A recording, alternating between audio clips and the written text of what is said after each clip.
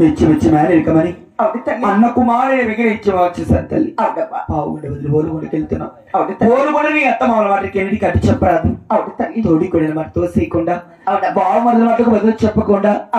అత్త మామల కాలు చెప్పిన పడి వాడు చిన్న చేతి రద్దు చేసుకుంటూ పుట్టిండే పావుగడికి ఇచ్చిన ఓలుగొడకు మంచి పేరుకి తేవాలి చెప్పిన ప్రతి ఒక్క మాట దాచుకొని ఒక్కసారి గుర్తించలాగానే వెళ్ళినావమ్మా అలాగే గుర్తించేస్తుంది అమ్మా అవును తల్లి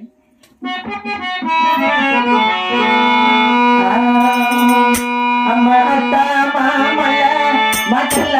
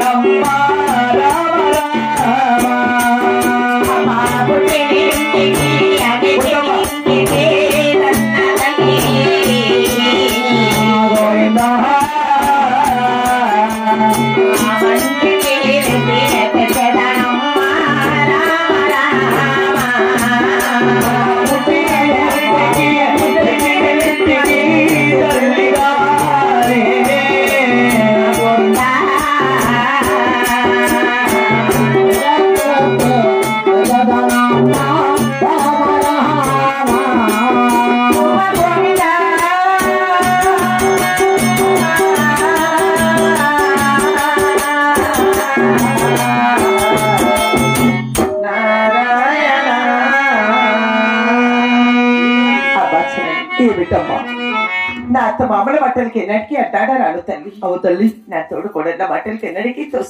తోసేయకుండా నా పుట్టినీటికి మెట్టినీటికి ఆ వాళ్ళ కొడుకు పావు కొడుకు మంచి పేరుకి తెచ్చిందిరమ్మా అంతకంటే ఏం కావాలి తల్లి అత్తగారింటికి వెళ్లే సమయంలో పుట్టిండే వారి పసుపు కుంకుమలోడు భీములు పోసి పంపినా నేను బయలుదేరి వెళ్ళి వచ్చేది అమ్మా నీ అత్తగారింటికి వెళ్ళే మనపమన పుట్టిండే పసుపు కుంకుమ వచ్చిన పావుగడ బిడ్డ వరకు నిన్ను కూడా సాకారు తల్లి ఈడి వారికి జోడు వారికి మరి వెన్నవిస్తూ కాయ కర్పూరం చేత బట్టి మన పెద్దలేసిన అడుగు చేత వెళ్ళి కాయగొట్టి కర్పూరం ఆర్తిచ్చి అత్తగారికి కళగానే వెళ్ళి రావమ్మా అలాగే వెళ్ళి వచ్చేది తల్లి కుతురా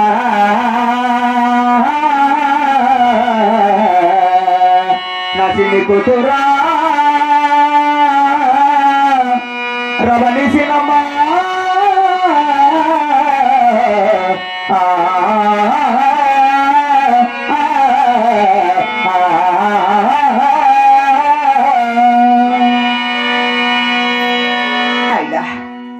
చూడండి ఆనాడు మహాతల్లి చిన్నమ్మ గారు కళ్యాణ్ మత్తి గారు వాడడానికి వెళ్ళే సమయమున ఆ పావుకొండలో అక్కగారులు అమ్మగారులు అన్నగారులు అయ్యగారులంతా మహాతల్లి చిన్నమ్మ గారికి పసుపు కుంకుమ ఇచ్చి ఒడి బియ్యం పోసి